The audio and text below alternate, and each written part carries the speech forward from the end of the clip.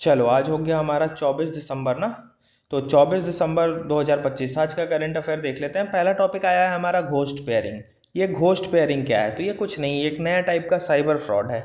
ये नया टाइप का साइबर फ्रॉड है जिसमें होता ये है ना कि जो फ्रॉडस्टर होते हैं वो सीक्रेटली एक लिंक के थ्रू तुम्हारा व्हाट्सएप ना अपने डिवाइस में एक्सेस कर लेते हैं। मतलब तुम्हारे व्हाट्सएप का अनऑथराइज एक्सेस हम अगर ले लेंगे तो इसी को हम घोस्ट पेयरिंग कहते हैं। ये नया टाइप ऑफ साइबर अटैक है, कुछ नहीं। इंटरनल सिक्योरिटी में जब हम पढ़ते हैं या डिजिटल फ्रॉड्स के जब हम आंसर लिखते हैं तो ऐसे ऐसे एग्जाम्पल का हम न्यूज़ ये जिक्र कर सकते हैं कि ये न्यूज़ में अभी हाल में बना हुआ है। घोस्ट पेयरिंग हो गया ये सब टाइप का एग्जाम्पल, जिसमें कि जो फ्रॉड करने वाले लोग होते हैं वो व्हाट्सएप को तुम्हारे अनऑथराइज्ड वे में अपने मोबाइल में एक्सेस ले लेंगे और तुम्हारा बिल्कुल लाइव चैट वगैरह वो सब पढ़ते हैं। ठीक। दूसरा, शक्ति स्कॉलर, ये क्या है? तो पहले भाई ये एक इनिशिएटिव है। इसको लॉन्च किसने किया है? तो इसको नेशनल कमीशन फॉर वुमेन ने लॉन्च किया है, NCW ने इसको लॉन्च किया है। अब इसमें होगा क्या? तो इसमें 6 महीने का ग्रांट दिया जाएगा, मतलब 6 महीने के लिए कुछ पैसे दिए जाएंगे। और 6 महीने के लिए पैसे क्यों दिए जाएंगे? ताकि ये कुछ रिसर्च फेलोशिप प्रोग्राम में आकर कुछ रिसर्च कर सके। और इससे दो फायदे होंगे। एक तो जो यंग स्कॉलर्स हैं उनको हम रिसर्च करवा कर उनको सपोर्ट भी करेंगे, ग्रांट देंगे तो उनको कुछ फ़ायदा मिलेगा। और साथ ही साथ रिसर्च का टॉपिक क्या होगा? तो रिसर्च का मेन टॉपिक होगा वुमेन सेंट्रिक इशूज़। वैसा इशूज़ जो इंडिया में वुमेन्स को इफ़ेक्ट कर रहा है उसी टॉपिक पे आपको रिसर्च करना है। तो देखो, शक्ति स्कॉलर एक इनिशिएटिव है जिसको national commission of for women ने लॉन्च किया है। ये 6 महीने का ग्रांट देगा, मतलब 6 महीने के लिए कुछ पैसे देगा। क्यों पैसे देगा? ताकि रिसर्च किया जा सके। कौन रिसर्च करेगा? तो जो यंग स्कॉलर्स हैं वो आकर रिसर्च करेंगे। और किस टॉपिक पे रिसर्च करेंगे? तो इंडिया में वुमेन्स को लेकर क्या क्या इश्यूज़ हैं उस टॉपिक पे, वुमेन को क्या क्या समस्या फेस करना पड़ता है उस टॉपिक पे रिसर्च की जाएगी। तो दो फायदे हो गए, एक तो हम यंग स्कॉलर्स को सपोर्ट भी कर रहे हैं और दूसरा वुमेन सेंट्रिक इशूज़ पे रिसर्च भी कर रहे हैं। अब एलिजिबिलिटी क्या क्राइटेरिया क्या है? कौन कौन इसमें आकर रिसर्च कर सकते हैं? तो सिर्फ इंडियन सिटीजन आके कर सकते हैं।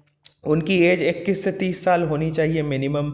ग्रेजुएशन, एक एजुकेशनल क्वालिफिकेशन, ग्रेजुएशन की डिग्री उनके पास मिनिमम होनी चाहिए। लेकिन प्रेफरेंस मिलेगा पोस्ट ग्रेजुएट वाले को, एमफिल वाले को और पीएचडी वाले को। देखो, ग्रेजुएशन तो मिनिमम क्राइटेरिया है, ये तो चाहिए ही चाहिए अगर आप इस ये शक्ति स्कॉलर में जाना चाहते हैं तो। लेकिन अगर कोई मास्टर्स का कैंडिडेट जाए, एमफिल का जाए, पीएचडी का जाए तो उनको प्रेफरेंस मिलेगा ग्रेजुएशन वालों के तुलना में, क्योंकि उनकी नॉलेज ब्रॉड है।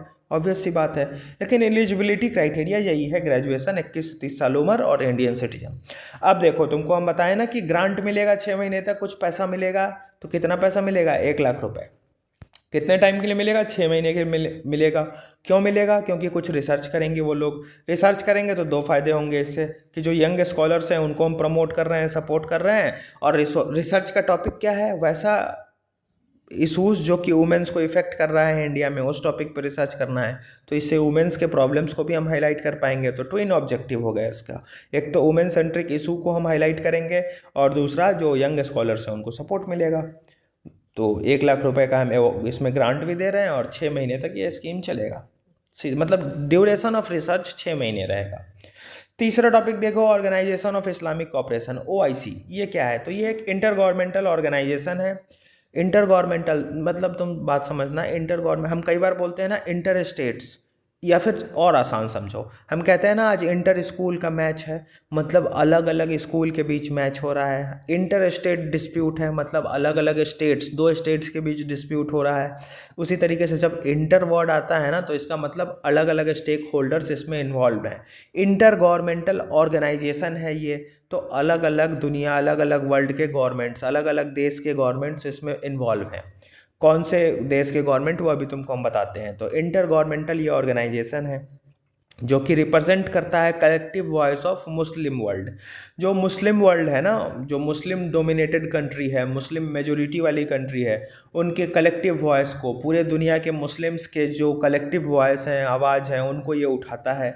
अब देखो ना, OIC, organisation of Islamic cooperation, तो सीधी बात है इस्लामिक कंट्रीज़ का ग्रुप है। मुस्लिम वर्ल्ड्स की, मुस्लिम पॉपुलेशन के शेयर को, उनकी आवाज़ को ये रेज करता है पूरे दुनिया में। 1969 में इसका इस्टेब्लिशमेंट हुआ था, मोरक्को में ये इस्टेब्लिश हुआ था। इसका हेडक्वार्टर सऊदी अरब है। इसमें 57 मेंबर्स हैं और ये जो 57 मेंबर्स हैं ना, ये 4 अलग अलग कॉन्टिनेंट से आते हैं। इंडिया इसका मेंबर नहीं है क्योंकि इंडिया मुस्लिम कंट्री थोड़ी है। इंडिया इसका मेंबर नहीं है। अब ये act as a collective platform for Muslim majority country, वैसा कंट्री जहाँ पे मुस्लिम मेजोरिटी है उसके लिए एक कलेक्टिव प्लेटफॉर्म का काम करता है। जैसे पाकिस्तान, बांग्लादेश, अफगानिस्तान, ये सब मुस्लिम मेजोरिटी कंट्री है, तो ये सब इसके मेंबर भी हैं और एक साथ ये लोग आकर मुस्लिम वर्ल्ड के मुस्लिम लोगों के हक की आवाज़ उठाते हैं पूरा दुनिया के सामने। और ये कंसल्टेशन मेंटेन करके रखते हैं यूनाइटेड नेशन के साथ, उनके साथ टच में रहते हैं सीधा मतलब। चौथा टॉपिक देखो, जनपीठ अवार्ड। ये जनपीठ अवार्ड क्या है अभी आगे देखेंगे, लेकिन उससे पहले एक पर्सनालिटी इन न्यूज़ देख लो। अभी विनोद कुमार शुक्ला, ये सॉरी ये एल हमसे शुक्ला में लिखना छूट गया है, विनोद कुमार शुक्ला एक बड़े इंडिया के फेमस लिटरेरी पर्सनल हैं, पोएट हैं क्या, और उनकी अभी हैं क्या थे, उनकी अभी हाल फिलहाल में डेथ हो गई है और उनको जनपीठ अवार्ड मिला था, इसीलिए ये दोनों न्यूज़ में आया है। तो विनोद कुमार शुक्ला के बारे में पहले देख लेते हैं। तो ये इंडिया के एक हाईली रिनाउंड पोएट थे, इनका अलग अलग पोएट्री कलेक्शंस है। पहला पोएट्री कलेक्शन जो इनका था वो था लगभग जय हिंद। कुछ और इनके अदर वर्क्स अगर हम देखें तो कविता से लंबी कविता पे काम इन्होंने किया है, इन्हीं का वर्क है ये। फिर से नौकर की कमीज, वो भी इन्होंने ही लिखा है। दीवार में एक खिड़की रहती है, खिड़की रहती है, यस, उस पर भी इन्होंने काम किया है। तो ये काफ़ी फेमस इंडिया में पोएट थे और यूपीएससी इनके काम से सवाल पूछ सकता है, उसको मज़ा आता है लिटरेरी वर्क से सवाल पूछने में, वो सीधे पूछ देगा। दीवार में एक खिड़की भी रहती है, रिसेंटली सीन इन न्यूज़, ये इसको कंपोज किसने किया है या किसने बनाया है, तो विनोद कुमार शुक्ला ने। अब इनको जनपीठ अवार्ड मिला हुआ था। तो ये जनपीठ अवार्ड क्या है, तो जनपीठ अवार्ड 1961 से हम इसका इस्टेब्लिशमेंट हुआ था और पहली बार जनपीठ अवार्ड 1965 में प्रेजेंट किया गया था, दिया गया था। ये इंडिया का ओल्डेस्ट और हाईएस्ट लिटरेरी ऑनर है, ठीक है, ये ध्यान रखना। और इस अवार्ड के साथ 11 लाख रुपए कैश प्राइज दिए जाते हैं, ठीक। चलो पांचवा टॉपिक देखो, maternal mortality rate. Maternal mortality rate MMR है क्या। देखो सीधी सी बात, 1 लाख लाइव बर्थ पे कितनी माँ का डेथ हो जाता है, यही है मैटरनल मोर्टेलिटी रेट। मतलब इंडिया में बच्चे जन्म हो रहे हैं, ले रहे हैं ना, तो 1 लाख बच्चे जन्म लिए और इस 1 लाख बच्चे जो जन्म लिए, इस 1 लाख बच्चे के जन्म लेने के टाइम पे कितनी प्रेग्नेंट वुमेन जो बच्चे को जन्म देते के टाइम ही डेथ कर गई, उसको हम मैटरनल मोर्टेलिटी रेट बोलते हैं। It is number of maternal deaths, माँ का डेथ हो जाना पर 1 लाख लाइव बर्थ। मतलब 1 लाख लाइव बर्थ अगर इंडिया में हो रहा है तो उस 1 लाख लाइव बर्थ में कितनी माँ का डेथ हो गया, इसी को मैटरनल मोर्टेलिटी रेट हम बोलते हैं। सस्टेनेबल डेवलपमेंट गोल 3.1 का हमारा टारगेट है कि हमको मैटरनल मोर्टेलिटी रेट को 70 से कम ले जाना है। मतलब 1 लाख से 70 से भी कम माँ का डेथ हो, इससे भी नीचे हमको ले जाना है 2030 तक। अब इंडिया में अगर हम देखें तो इंडिया में रिकवरी तो बहुत अच्छी हुई है। हम 2023 का अगर तुमको डाटा बताए तो इंडिया में मैटरनल मोर्टेलिटी रेट 80 है अभी पर 1 लाख। मतलब 1 लाख बच्चे अगर इंडिया में जन्म ले रहे हैं ना, तो उसमें से 80 माँ का डेथ हो जा रहा है जन्म देते टाइम ही। अब ये नंबर तुमको 80 दिख रहा है, लेकिन ये हम सिग्निफिकेंट रिकवरी किए हैं, 86% हम डिक्लाइन किए हैं। पहले बहुत था, 300, 400, 350 ऐसे था इंडिया का, तो हम बहुत सिग्निफिकेंट रिकवरी किए हैं, लेकिन अभी भी 14% तो है। तो ये एक ऐसा इशू है जिसको कि हम 14% भी अफोर्ड नहीं कर सकते हैं। जहाँ पे इतना मॉडर्नाइजेशन की हम बात कर रहे हैं, विकसित भारत की बात कर रहे हैं, हमारे पास इतने modern health benefits, health technologies आ गए हैं, उस केस में अगर 80 डेथ इंडिया में अगर अभी भी हो रहा है 1 लाख बर्थ पे, तो ये चिंता का कारण है। अगर इंडिया विकसित भारत का सपना देख रहा है तो उसको इस नंबर को रेयरेस्ट ऑफ द रेयर 0 पे लाना होगा। 5-10 एक्सेप्शन चलते हैं कि हाँ 1 लाख में से 2-3 माह का डेथ हो गया किसी कारण, नेचुरल रीज़न के कारण, वो हम अफोर्ड कर लेंगे। लेकिन 80 स्टिल ए ह्यूज नंबर। लेकिन इंडिया की तारीफ करेंगे इस मामले में, सिग्निफिकेंट रिकवरी, बड़ा रिकवरी किया है, 86% डिक्लाइन लाया है। केरला, महाराष्ट्र, तमिलनाडु, ये सब जो स्टेट्स हैं ये तो already maternal mortality rate achieve कर चुके हैं, वो 70 के नीचे जा चुके हैं। ये जो हमारा टारगेट है ना 3.1 सस्टेनेबल डेवलपमेंट गोल का, तो वो ऑलरेडी ये 3 स्टेट जो हैं वो 70 के नीचे चल रहे हैं मैटरनल मोर्टेलिटी रेट में। केरला की तो इवन अभी बहुत 15-20 के करीब में थी कोविड से पहले, लेकिन कोविड पैंडमिक हुआ, लॉकडाउन लगा, तो हेल्थ हॉस्पिटल्स एसेस लोगों का टूट गया ना, तो उस कारण से फिर थोड़ी सी बढ़ी थी। लेकिन केरला, महाराष्ट्र, तमिलनाडु ने बहुत अच्छा काम कर रखा है। अब मैटरनल मोर्टेलिटी रेट के कॉजेज़ देख लो। पहला कॉजेज़ है चाइल्ड मैरिज, कम एज में लड़कियों की शादी करा दी जाती है, उसके बाद वो प्रेग्नेंट हो जाती हैं। प्रेग्नेंट होने के बाद जब वो प्रेगनेंसी उनका कंप्लीट होता है, डिलीवरी के लिए वो जाती हैं, तो उस टाइम पे माँ की डेथ हो जाती है, क्योंकि वो बायोलॉजिकली फिट ही नहीं है फीटस को संभालने के लिए ना, वो तो खुद अभी बच्ची है, तो वो बायोलॉजिकली फिट नहीं है, तो ये एक कारण है। दूसरा, limited health care access. India में अभी भी हेल्थ केयर का उतना अच्छा एसेस नहीं है। इंडिया अभी भी मतलब है, प्राइवेट सेक्टर में ज़्यादा है, पैसे कितने लगते हैं। पब्लिक सेक्टर की जब हम बात करते हैं तो अभी भी इंडिया में अफोर्डेबल हेल्थ नहीं है। डॉक्टर की फ़ीस हज़ार हज़ार रुपए है, जो कि बहुत लोग अफोर्ड नहीं कर सकते हैं, ठीक ना। तो और रूरल एरिया की तो बात ही छोड़ दो, वहाँ तो हेल्थ कनेक्टिविटी है ही नहीं। तो इंडिया में लिमिटेड हेल्थ केयर का एसेस है, ये भी एक कॉजेज़ है कि मैटरनल मोर्टेलिटी रेट होती है। माल न्यूट्रिशन, देखो फीमेल्स को ना उतना न्यूट्रिशनल नीड्स भी नहीं मिल पाता है, क्योंकि अवेयरनेस ही नहीं है, पता ही नहीं है किसी को। फीमेल्स का जो मंथली साइकिल, पीरियोडिक साइकिल होता है उनका, उसमें ब्लड लॉस बहुत होते हैं ना, तो उनको न्यूट्रिशनल नीड्स की सपोर्ट की ज़रूरत होती है। लैक ऑफ स्किल्ड केयर, उतना केयर नहीं मिल पाता है उनको प्रेगनेंसी के टाइम पे, जिस कारण से मैटरनल मोर्टेलिटी रेट के जो केसेस हैं वो इंडिया में देखने को मिलते हैं। और लैक ऑफ इंस्टीट्यूशनलाइज्ड डिलीवरी, इसकी भी कमी है। हालांकि हम बहुत सुधार लिए हैं, लेकिन कुछ कुछ जगह तो है अभी भी। इंस्टीट्यूशनलाइज डिलीवरी मतलब हम प्रॉपर हॉस्पिटल्स में जाकर डिलीवरी ऑर्गेनाइज करा रहे हैं, उसकी कमी है इंडिया में। कैसे, दाई माँ ताई माँ आकर डिलीवरी कर देती हैं, तो उसी को हम एक वो कंसर्न होता है, उसमें बड़ा इन्फेक्शन होने का खतरा होता है, डेथ होने की खतरा होता है। तो इंडिया में इंस्टीट्यूशनलाइज्ड डिलीवरी की भी कमी है कि हॉस्पिटल में बच्चे जन्म ही नहीं ले रहे हैं। अब बहुत सुधार हो गया है, लेकिन अभी भी 14% तो है ना, 10-12% जगह गांव में दिख जाता है कि वो कोई एक बूढ़ी सी औरत आएंगी जिनको थोड़ा एक्सपीरियंस है, और वो घर में ही डिलीवरी को करवाती हैं। तो ये इसके कॉजेज़ हो गए। अब सॉल्यूशन देखो, सॉल्यूशन क्या क्या है। तो भैया चाइल्ड मैरिज को रोकना होगा सबसे पहले तो। फिर से हेल्थ केयर फैसिलिटी को हमको अफोर्डेबल बनाना होगा। अवेयरनेस फैलाना होगा सोसाइटी में, ताकि वो लोग न्यूट्रिशनल नीड्स के फीमेल्स को समझे। इंस्टीट्यूशनलाइज्ड डिलीवरी को प्रमोट करना होगा, जैसे कि केरला ने 100% इंस्टीट्यूशनलाइज्ड डिलीवरी अचीव कर लिया है। मतलब वहाँ के सारे बच्चे हॉस्पिटल में ही पैदा हो रहे हैं, ये दाई माँ ताई माँ का कॉन्सेप्ट खत्म हो चुका है। न्यूट्रिशनल सपोर्ट फीमेल को देना होगा। तो ये सब इसके सॉल्यूशंस हैं। गवर्नमेंट काम क्या क्या कर रही है, तो गवर्नमेंट बहुत काम कर रही है मैटरनल मोर्टेलिटी रेट को कम करने के लिए। उन सबको एक साथ याद करना मुश्किल है, कुछ हम लिख दिए हैं। जैसे कि मैटरनल बेनिफिट एक्ट गवर्नमेंट लेकर आई है, मैटरनल बेनिफिट एक्ट।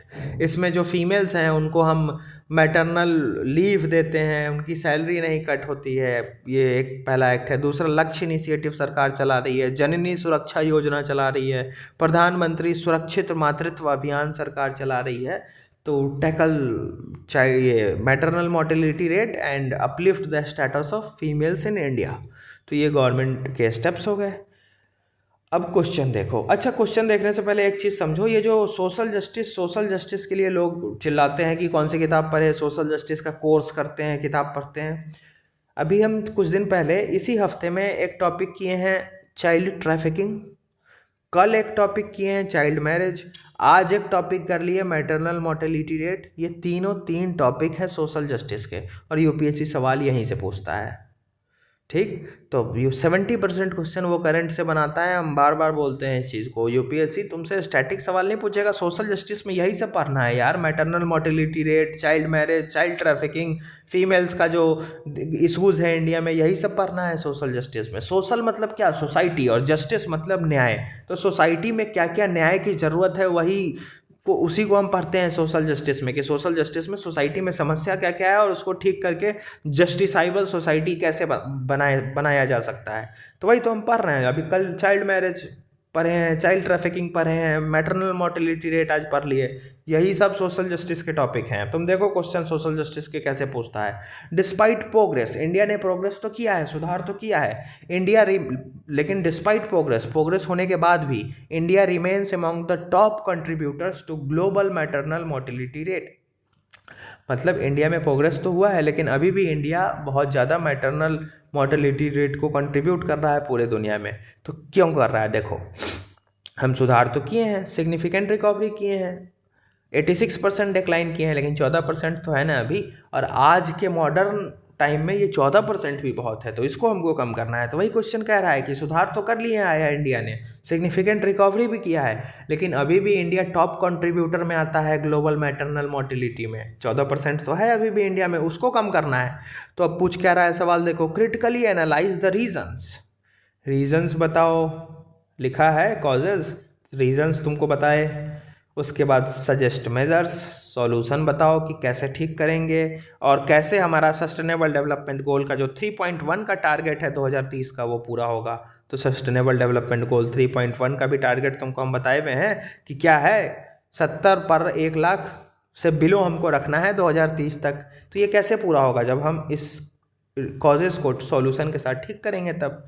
तो देखो वही तो सवाल पूछा है, हम तो तुमको गवर्नमेंट स्टेप्स भी बता दिए, तो हो जाएगा। इंट्रोडक्शन के लिए डाटा भी दे दिए कि इंडिया में सिग्निफिकेंट रिकवरी हुआ है, 86% डिक्लाइन हुआ है, लेकिन अभी भी केसेस इंडिया में हैं, इसको और ठीक करने की ज़रूरत है। तो यहाँ से तुम इंट्रोडक्शन भी बना सकते हो। कुछ मॉडल स्टेट्स का भी जिक्र कर लिए, केरला, महाराष्ट्र, तमिलनाडु, ये जो अच्छा काम किए हैं इस सेक्टर में, उन स्टेट्स का भी जिक्र करा दिए। तो कुछ बचा ही नहीं। तुम देखो तो खुद देखो ना कि वो क्वेश्चन पूछ कैसे रहा है, और देखो कितने छोटे से वे में तुमको हम प्रेजेंट करके दिखा दिए हैं, कॉजेज, सॉल्यूशन, गवर्नमेंट स्टेप्स, और ऊपर कुछ बेसिक डाटा और डेफिनेशन भी समझा दिए हैं। तो सोशल जस्टिस के बच्चा टॉपिक्स ऐसे ही बनेंगे, करंट अफेयर से इंटरनेशनल रिलेशंस के टॉपिक्स ऐसे ही बनेंगे, पॉलिटी के जो डायनेमिक क्वेश्चंस हैं वो यहीं से आएंगे। Current affair is your biggest source for mains, ठीक है, ध्यान रखना इस बात को, खुद एनालाइज करो PYQ, तुमको समझ में आएगा। चलो टेक केयर। आज का करंट अफेयर हमारा कंप्लीट, काफ़ी छोटा था, कुछ ऐसा करंट अफेयर में बहुत बल्कि चीज़ नहीं होती है। अब हम एकदम तुमको डीप रियलिटी समझा नहीं सकते हैं ना खुलेआम इतना बोलकर, क्योंकि मेरी ऑथेंटिसिटी अभी उतनी है नहीं, क्रिटिसाइज फिर होना शुरू हो जाएंगे। तो दुनिया कैसे काम कर रहा है, क्या सीन चल रहा है UPSC डोमेन में, वो खुल के बताया नहीं जा सकता है तुमको ऐसे प्लेटफॉर्म पे, लेकिन समझो हकीकत को और तुम कॉस्ट बेनिफिट यूटिलाइज करो कि कहाँ से तुमको मैक्सिमम फ़ायदा मिल रहा है। अब ये 20 मिनट के वीडियो में तुम्हारा 5 करंट अफेयर का टॉपिक हो गया, एक मेंस का आंसर तैयार हो गया, मैटरनल मोर्टेलिटी रेट, और क्या चाहते हो तुम। जिस दिन जो टॉपिक आता है वो हम कवर करते हैं। एक अभी मनरेगा तुमको हम पहले से करा चुके हैं, मनरेगा का नाम चेंज हो गया है, वो जो एक्ट आया था वो पास हो गया है, तो 1-2 दिन रुको, उस पर थोड़ा और डिटेल आने दो, वो हम करा देंगे 1-2 दिन में, चिंता नहीं करना है। अरावली वाला भी हम वीडियो डालने वाले थे लेकिन रुके हुए हैं क्योंकि उस पर भी फिर प्रोटेस्ट हो रहा है, हो सकता है सुप्रीम कोर्ट जजमेंट वापस ले ले अरावली पे, तो उतना पढ़ा हुआ, उतना मेहनत किया हुआ बेकार हो गया ना। तो कंक्लूड होने दो एक टॉपिक को, उसके बाद उसको करेंगे। हर दिन कचरा भरने का मतलब नहीं है। काफ़ी छोटा करंट अफेयर था, कुछ है नहीं, देखो 20 मिनट में करंट अफेयर आज का कंप्लीट। तो चलो टेक केयर। क्वेश्चन भी भेज दिए हैं, सॉल्व करो, फिर इवैल्यूएट करते हैं हम क्वेश्चन। चलो।